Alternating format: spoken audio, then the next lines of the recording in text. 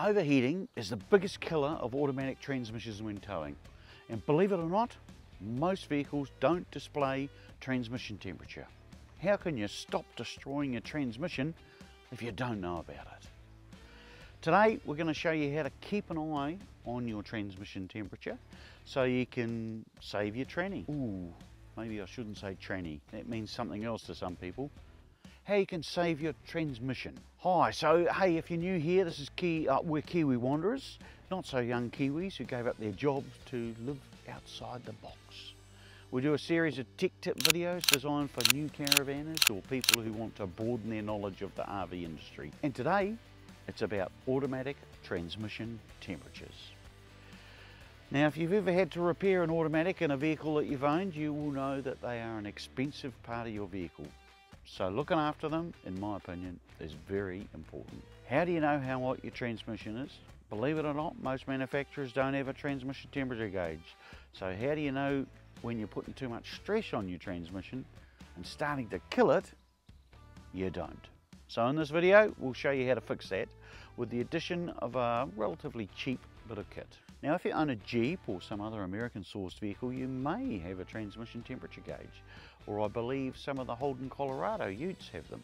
But for the rest of us, we need to have an extra gadget fitted. After all, I do like my gadgets. My 2019 Ranger has a great dashboard which shows us all sorts of stuff, including tyre pressure, coolant temp, fuel economy, which I usually have displayed, because as everyone knows, it's a major expense when you're towing.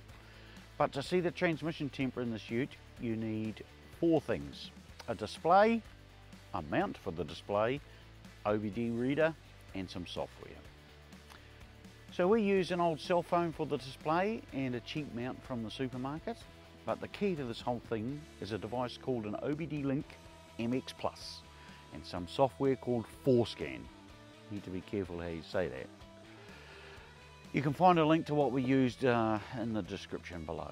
So there are lots of options on the market for adding extra gauges to your vehicle, and I'm sure they're all quite good. But the reason we chose this setup is so we can read fault codes and even program some of the functions on the car, like service intervals, etc. So although this option involves a bit of mucky ground, it works out better in the long run for us. I put a link in the description to some plug and play displays on the market that do the same job.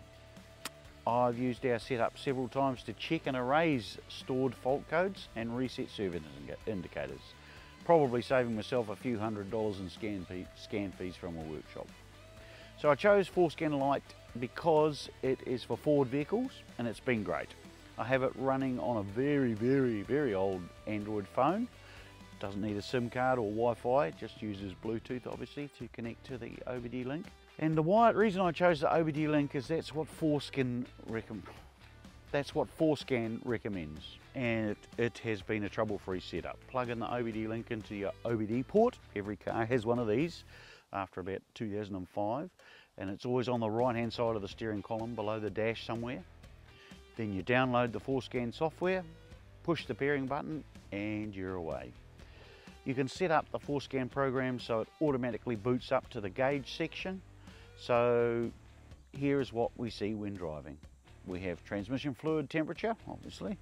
Next to that we have engine coolant temperature, which I have this displayed because on the Ford dash I normally have the fuel economy displayed, and when the ute is working hard I like to keep an eye on the coolant temp.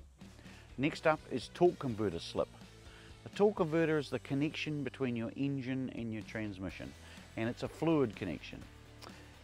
It's designed to slip or lock up in different conditions. When it's slipping, like when you're rapidly accelerating or going hard up a big hill, it creates a lot of heat, which is understandable.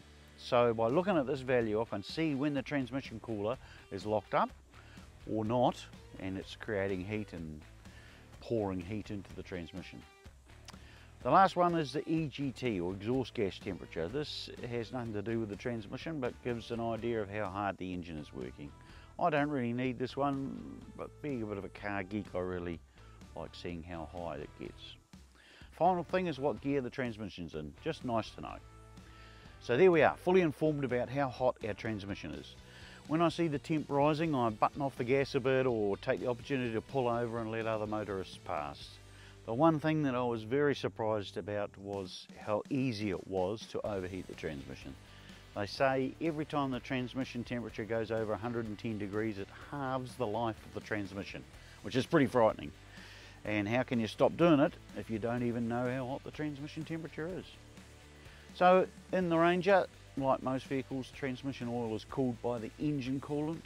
And one thing I've noticed is when the transmission temperature rises, so does the engine temperature, because it's trying to keep the engine cool and cool the transmission as well. So there you have it. That's how we save our transmission while towing. Pretty easy to do and not too expensive. I think the OBD link cost about $200 and 4-scan software was about $19. All the rest of the gear I had lying around. I have a transmission cooler upgrade in the wind, and we'll look forward to seeing what that does to our transmission temperatures. I'll keep you informed on that one. So if you got something out of this video, please think about subscribing, or if you have some additional ideas or comments on transmissions and towing, please let me know in the comments. Thanks for watching.